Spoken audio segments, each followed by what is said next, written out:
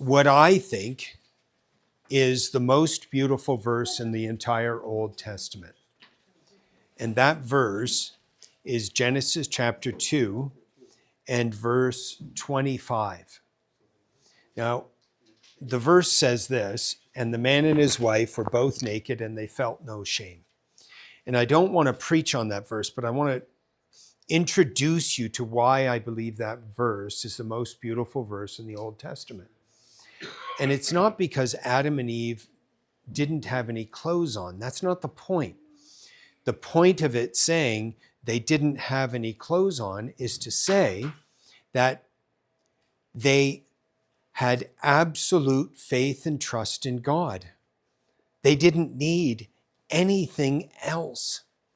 They were completely satisfied with what God had given them and needed nothing beyond what God had given them. That's the point of this verse. And that what God had given them had allowed them to be in the position of having no shame. Can you imagine if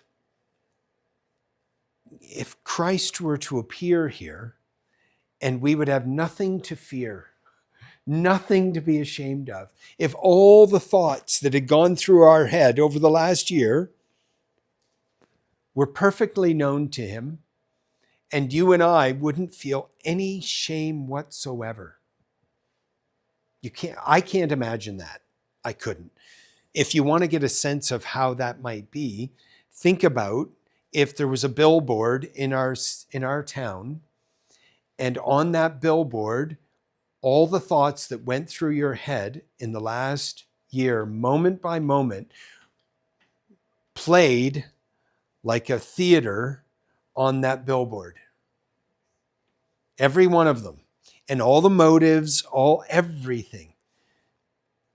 I think we'd probably never come back to the town again if it happened for a day.